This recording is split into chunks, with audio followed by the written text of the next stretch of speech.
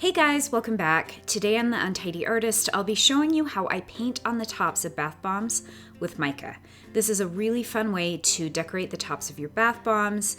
It took me a while to figure out the best way to do this and the best techniques, and I thought it would be fun to show you guys exactly what I figured out so that you can decorate your own bath bombs. So let's grab some supplies and get started. Now, the first thing you're going to need is obviously some bath bombs. So you can use your favorite bath bomb recipe. If you're new to making bath bombs, I do have a basic bath bomb tutorial where I go through detailed instructions on how to make bath bombs. I also share my favorite recipe and the exact steps on how to make bath bombs that work really well in your bathtub. I've already made these. I used the juicy apricot from Nurture Soap, and you guys, it's so good. It's so fresh, it's not too sweet, and it has a little bit of a peach scent to it. I think you'll love it. Then you'll need some micas. I'll be using Mad Micas today. They have absolutely gorgeous colors. I will put links for everything in the description below. I've got some 91% rubbing alcohol, and I have some paintbrushes. Now, you want to make sure when you're picking out paintbrushes not to use paintbrushes that are really stiff or have really plastic hard bristles. These I got from the craft store. They weren't that expensive. You just want to make sure that they're soft and pliable. Then you'll need some measuring spoons and some little cups to measure things in. I have these little glass shot glasses and a small bowl. You'll also want to make sure you protect the surface area of where you're painting the bath bombs. I have some parchment paper that I always lay down to protect the surface, and it makes things a lot easier to clean up. Okay, so the first step is to grab your first color of mica, and I will be using this gorgeous I Dream of Purple. It's the soft, shimmery, beautiful purple color, and I'm going to measure in a ½ teaspoon into my cup. Now, my rule of thumb is you use twice the amount of rubbing alcohol as mica. So I'm measuring in a teaspoon of my mica into this little cup, and you can see I spilled that everywhere. And then grab your paintbrush and give it a good stir. And once you have that nicely combined, you can see that gorgeous purple color in there. You can see it's quite thin. And once it's completely mixed together, I'm going to practice what I'm going to paint. So the first thing I'll be doing is hearts. And you can see I've got my parchment paper. I would always recommend practicing. You can practice on the tops of bath bombs that didn't really work out, or I find parchment paper works really well. To do a heart, you're going to dip your paintbrush into your mixture, and you're going to press the tip of the paintbrush down and drag it slowly, and then lift it up as you get to the bottom. The less you mess with it, the better it works. So basically you're just making a V, and you're also using this opportunity to make sure that your mixture is the right consistency. You don't want the mica to be too thick. You also don't want it to be too sheer. So now it's time to paint on your bath bomb. So I'm just taking my mixture, and I'm going to take the tip of the paintbrush and drag it down and lift it quickly. One thing I like to try and do is touch the bath bomb as little as possible with the paint. So trying to keep quick, even strokes and not go over it lots of times. Also, the reason you use rubbing alcohol instead of water is because the rubbing alcohol evaporates, and water would make your bath bomb start to activate. So using rubbing alcohol is absolutely necessary. Then we're going to grab the Hot Pants Pink. This is a really pretty shimmery pink color. We're going to do the same thing but with a bigger paintbrush. I wanted to show you how the size of paintbrush can affect the difference in painting on the bath bombs. So this just gives us a bigger heart.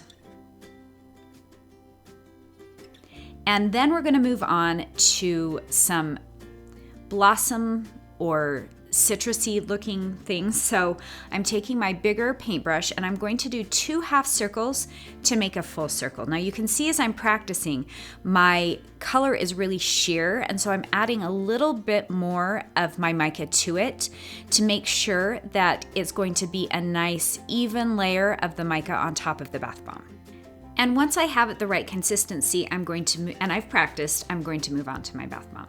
So I'm going to do 2 quick strokes to do 2 half circles to make a full circle. So what I was going for with this one is to do like a little peach on the top of it. So there's my first half circle, I'm gonna get a little bit more paint and my second half circle. The longer you leave your brush on top of the bath bomb, the more likely it is to start activating the bath bomb. Then I go back through, just lightly touch it up. Then I'm going to take this green color and I'm going to add just a little leaf. So I'm just kind of like that heart, but I'm just doing one stroke.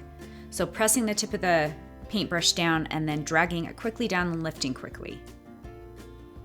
And you can see this gives me a little peach, or if you wanted it to be an apricot or a lemon or a lime or any kind of citrusy decoration for the top of your bath bomb. Another thing you can do is blossoms, which are really fun. I recently did some rose bath bombs and I did a little rosebud on top of each one. So 2 half circles, and then I take my green and make a little leaf. So I'm going to show you with the purple. This is a smaller paintbrush, so it's giving me a slightly smaller circle. So I do my 2 half circles. I went back and filled this in, and then I'm going to take my green and give it some leaves. So this gives me the option of doing a little blossom on the top of my bath bomb, which is really fun for any floral type scented fragrances that you use in your bath bombs. The final way I'll be showing you how to paint on bath bombs is probably my favorite. It's also probably the messiest.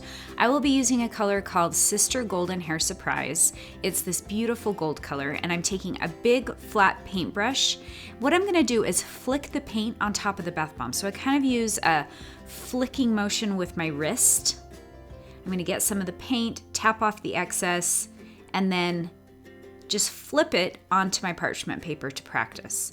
Now, the closer you hold the paintbrush to your bath bombs, the bigger of a splatter. The higher you pull up the paintbrush, the smaller the splatter will be on your bath bomb.